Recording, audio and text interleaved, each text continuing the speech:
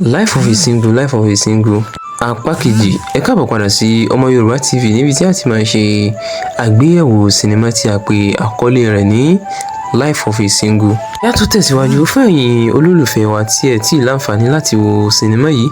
Ẹ lọ sí orí ìkànnì Yorùbá Plus TV kí ẹ lọ wo sinimá yìí ní ẹ̀kúnrẹ́rẹ́ níbẹ̀.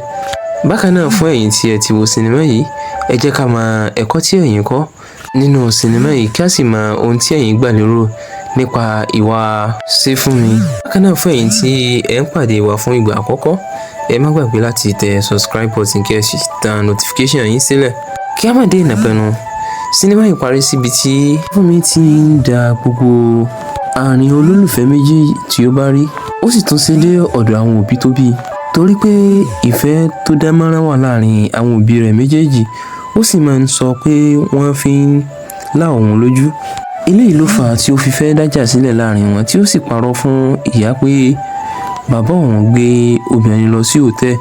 Bákan náà ni ó sọ fún bàbá rẹ̀ pé ìyá òun fún ọkùnrin míì ní nọ́mbà. Bákan náà sì ni wọ́n ń fi ẹnu kòra wọn lẹ́nu. Eléyìí dájà lẹ̀ láàrin àwọn méjèèjì títí tí ó sì tún fi di àárọ̀ ọjọ́ kejì. Àárọ̀ ọjọ́ kejì yìí ni ìjà yìí tún tẹ̀síwájú. Eléyìí ló fà á tí ọkọ sì fi sọ pé ọmọ rẹ̀ ni ó sọ fún òun pé ó ń rí ọkùnrin míì níta. Ìyàwó náà sì sọ̀rọ̀ the same thing pé ọmọ ni ó sọ fún òun.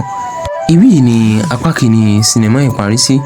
Ohun tí a ṣe é ṣe kí a máa retí ní apá kejì ni pé kí ni àwọn òbí Ṣéfúnmi ṣe fún un lẹ́yìn tí àṣírí rẹ̀ tú. Bákan náà ṣe ó padà rí adé-orí àbí kò rí. Gbogbo eléyìí ni a máa retí ní apá kejì sinimá yìí. Bákan náà ẹ máa retí apá kejì sinimá yìí láàrin oṣù yìí sí oṣù tí ó ń bọ̀. Ó dìgbà kan náà.